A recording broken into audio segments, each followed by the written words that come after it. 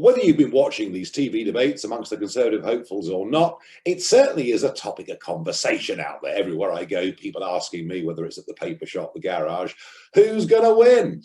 And from the start, I haven't said very much. A lot of you have emailed me to say, come on, tell us what you think.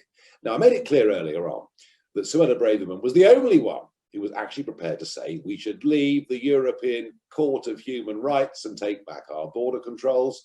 And I thought she was right to say that, but I accepted she was never going to get anywhere. Since then, Kemi Badenoch is stunning people. Yes, she doesn't think our kids at school and university should be poisoned with critical race theory.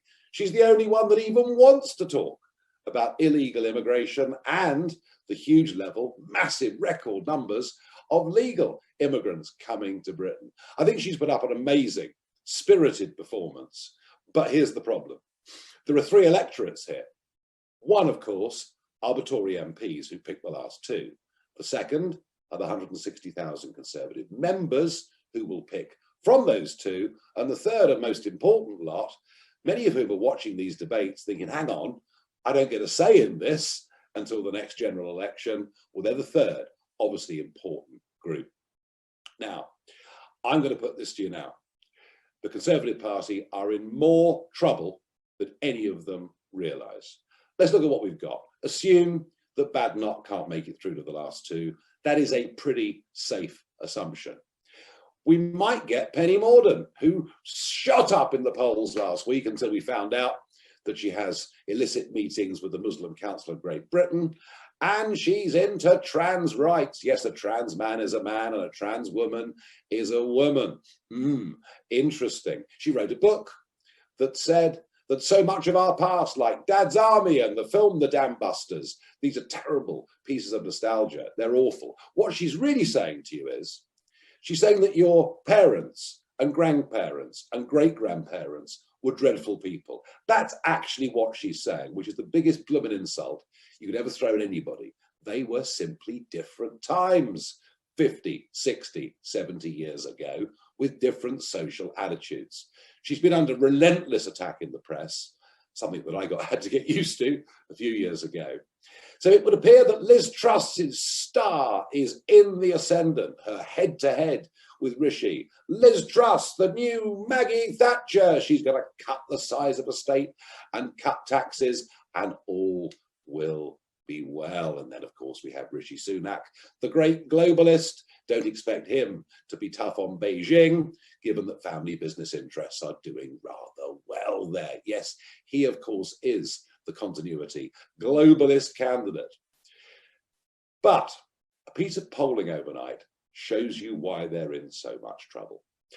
Professor Matthew Goodwin from the University of Kent, and they say when professors start to look young, you must be getting old.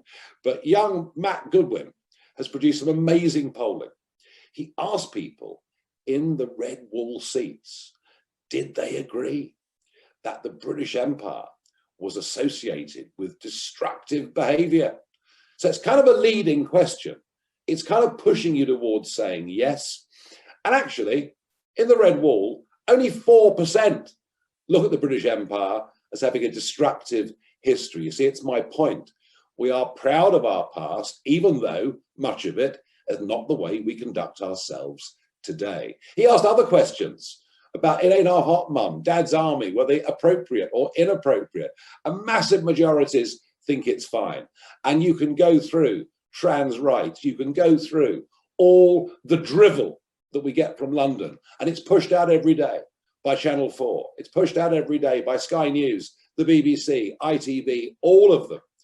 All this drivel is London think. Oh, and university think as well, where, of course, all of our kids are taught to be ashamed of everything about this country, including, in the case of many lecturers, Her Majesty, the Queen herself. You see, here's the point. Brexit wasn't just about leaving the European Union. Brexit was a big sign up to the entirety of the Westminster establishment. You don't speak for us. Your views are completely out of touch with us. London is becoming a foreign country. And assuming that the last two which go through to the membership are Sunak versus Truss. It could be Sunak versus Morden, but I doubt it. Assuming that's what goes through to the membership, I guess in the end it'll be a woman that wins. I don't think Sunak can get through the membership. But do you honestly think that Liz Truss or Penny Morden can speak to ordinary working families and ordinary working people? They haven't got a cat's chance in hell. And just think of it, you know, Liz Truss. I mean, okay, I can't blame her for the CND marches because she was a kid and her parents were active lefties. But she chose as an adult to join the Lib Dems. She chose as an adult to give a speech saying get rid of the monarchy, and she's a Remainer. And if they pick her, they're making the same mistake they made with Theresa May. It's Theresa May 2.0. Picking somebody who's a Remainer, picking somebody who got the biggest post-war decision in British politics wrong, and thinking all will be well. They are hopelessly out of touch. Starmer may be useless, but I have a feeling right now, whatever happens over the course of the next few weeks, the Conservative Party prospects for the next election are completely and utterly doomed unless something radical appears, unless by some miracle Badenoch were to win. Now, I think for Conservative voters, these are very depressing days, and I have to say, what a pity that Boris Johnson didn't just tell the truth. He did get things wrong, the headlong mad rush for net zero and others, but at times he also got things right. He's gone now, and frankly, there's no one to replace him.